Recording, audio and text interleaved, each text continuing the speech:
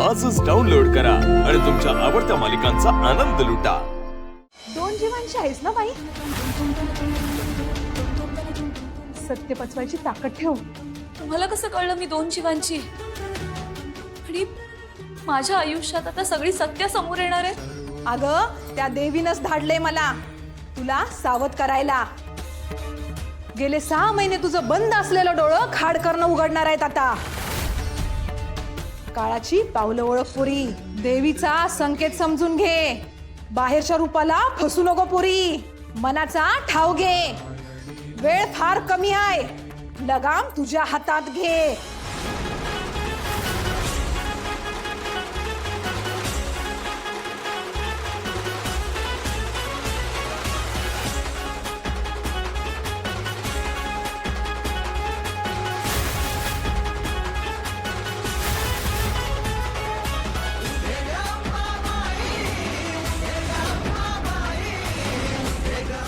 देवी आई तुझं रक्षण करील। देवी आईच्या नावानं सांग भलं, देवी आईचा उदो उदो।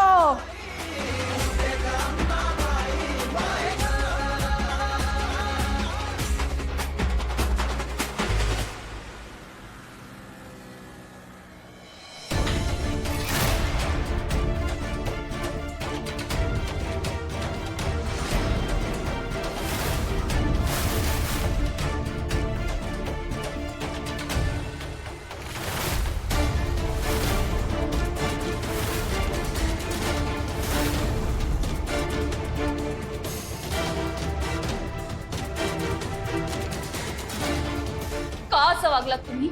माझ्या आयुष्यात एवढं मोठं वादळ येण्यापासून तुम्ही थांबवू शकत होतात, मग का खोटं बोललात? मॅडम, तुम्ही असे इथे येणं बरोबर नाही मॅडम। मला आता बरीच कामं आहेत। आज तुम्हाला माझ्या प्रश्नांची उत्तरं द्यावीच लागतील। माझे बाबा इथे आमच्या लग्नाच्या आधी जयंत विषयी चौकशी करायला आले होते ना, मग तेव्हा तुम्ही का जयंत बद्दल खरी खरी इन्फॉर्मेशन दिली नाहीत त्यांना? तुम्हाला जयंतचा भूतकाळ माहित होता, जयंत किती डिस्टर्बिंग वातावरणात वाढलंय हेही तुम्हाला माहित होतं, त्याचा विक्षिप्तपणा अजूनही गेलेला नाहीये हेही तुम्हाला माहित होतं। आणि या सगळ्याचा परिणाम त्याच्याशी लग्न करणाऱ्या मुलीलाही भोगावा लागणार हेही तुम्हाला माहित होतं। अहो मग का खोटं बोललात माझ्या वडिलांशी? मॅडम प्लीज तुम्ही आधी शांत व्हा प्लीज। मला आधी माझ्या प्रश्नांची उत्तरं द्या। मॅम मी नाही देऊ शकत तुमच्या प्रश्नांची उत्तर। नाही देऊ शकत म्हणजे?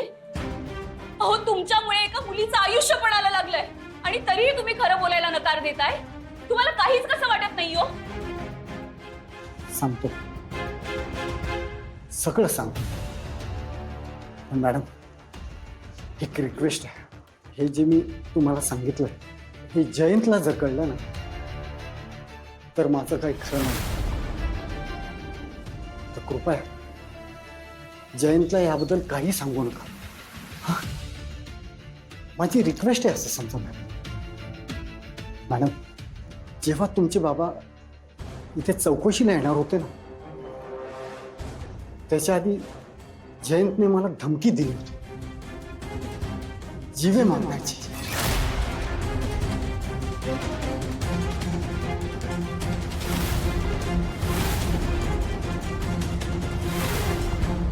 हे सगळं काय सांगताय तुम्ही? जे खरं आहे तेच नाही। एवढं खूप एवढं चुकीचं वागलाय जे? या सगळ्यात मी भरडले गेले।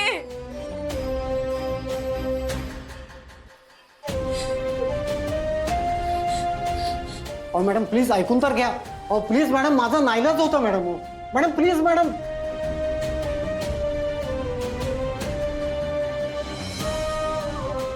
माझा नाईलाज होतो मॅडम, मी काही करू शकतो नव्हतो।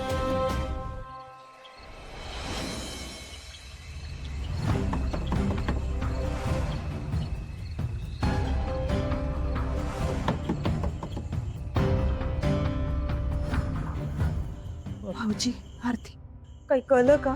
जानू कुठे दिसली का?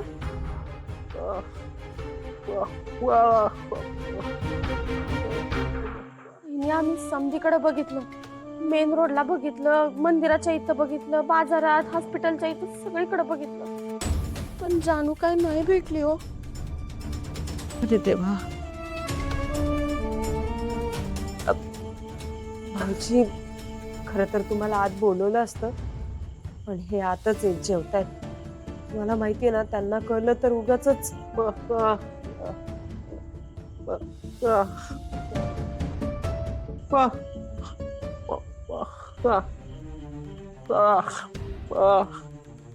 होय होय, तुम्ही संतोष दादांनी तेवढं सांगा, म्हणजे इथं आसपास गाडीवरनं कुठून तरी बघून या म्हणाव. हो हो, सांगते सांगते. आम्ही येतो.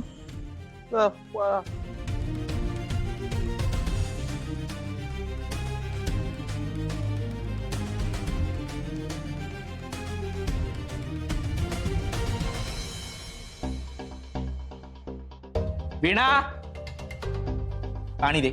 ऐका ना, मी काय म्हणते, जरा स्कूटर वरून जवळपास एक चक्कर मारून येतं का? जानू कुठे दिसते का ते बघता का एकदा? मी सुखाने 2 घास खातोय हे बघवत नाही का ग तुला? बहिणीबद्दल काही वाटत नाही का? लहान आहे अजून. लहान आहे, जानू लहान आहे, लग्न झालंय तिचं. गेली आहे ना स्वतःहून, येईल स्वतःहून. तर हॉस्पिटलमध्ये धड बसताही नाही आले, म्हणून घरी येऊन 2 सुखाचे घास खाते तर लागलीच आपली काम सांगायला. सख्या बहिणीबद्दल बोलतेय मी तुमच्या. मी काय एकटा सख्खा भाऊ आहे तिचा? हा, एवढी मोठी फॅमिली जपली आहे ना तिने इतकी वर्ष. आई बाबा शोधतील, नाहीतर तिचा तो लाडका भाऊ वेंकी आहे ना, तो जाऊन शोधेल. एवढंच कशाला, तो हरीश बायकोच्या माहेरी जाऊन बसलाय ना, त्याला सांग. मी जेलमध्ये होतो तेव्हा आली का जानू मला बघायला, भेटायला? नाही ना. नाही, एवढं सगळं तरी कशाला करायला पाहिजे? तो जयंत आहे ना तिचा नवरा, त्याला सांगितलं ना तर एक फोन त्याने फिरवला तर 10 माणसं जाऊन 2 मिनिटात शोधून आणतील तिला. मला उगाच त्रास देऊ नकोस, कळलं ना? ते शोधून आणतीलही, पण जयंतला माहितीच नाहीये की जानू घरी आलेली नाहीये. आजीच्या ऑपरेशनचं खूप मनावर घेतलंय त्याने. आजींच्या खोली बाहेर बसून होता तो दिवसभर, हल्लाही नाहीये तिथनं. आता हे सांगून परत कशाला त्रास द्यायचा त्याला? जयंत आजीच्या खोलीबाहेर बसून होता? हो. आणि तसंही जानू बद्दल अजून तासाभरात काही कळलं नाही ना, तर जयंतला सांगावंच लागणार आहे. अहो, तोपर्यंत आपण काही प्रयत्न करायला नको का? करायलाच हवेत, पण तुमच्या आपण मध्ये मी येत नाही. तुम्ही हवे तेवढे प्रयत्न करा, मी काय तुम्हाला अडवलेलं नाही, कळलं ना? ऐका ना, गाडीवरनं जाऊन पटकन एक चक्कर मारा ना. आरती आणि व्यंकी भाऊजींना तेही करता येणार नाही. तुला मी नाही सांगतोय ते कळत नाही का? हा, पाणी दे.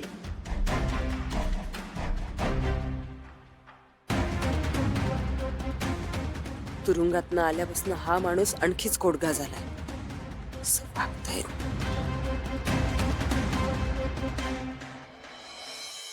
बाबा, आजीचं ऑपरेशन होऊन आता बराच वेळ झालाय हो. डॉक्टरांनी काही सांगितलं का कधी शुद्ध येईल वगैरे? नाही ग, अजून त्यांनी काही सांगितलेलं नाहीये. त्यामुळे 48 तास वाट बघण्यापासून आपल्याकडे दुसरा काही पर्याय नाहीये. सॉरी बाबा, या सगळ्यात मी काहीच नाही जबाबदारी घेऊ शकले. घरी घट बसलेत ना, त्यामुळे. भावना, अगं सॉरी काय म्हणतेस तू? मला माहितीये की जर गरज लागली तर तू धावत तिकडे येशील. सॉरी म्हणण्याची काहीच गरज नाहीये. भावना, आणि सासरच्या जबाबदाऱ्या सुद्धा पार पाडायलाच पाहिजेत ना. हे बघ, तू काही काळजी करू नकोस. मी वेळोवेळी तुला कळवत जाईनच. अगं, आणि सिद्धू सुद्धा सारखा फोन करून चौकशी करतो आईची, आणि त्याचे मित्रही आले होते इथे, भेटून गेले आम्हाला. तू नको काळजी करूस. हो, काळजी घ्या हं बाबा. मी आज देवीकडे प्रार्थना केली आजीची तब्येत लवकर बरी व्हावी म्हणून. माझी खात्री आहे आजीला नक्की लवकर बरं वाटेल. हो, ठेवतो. हा, हो ठीक आहे, ठेवते.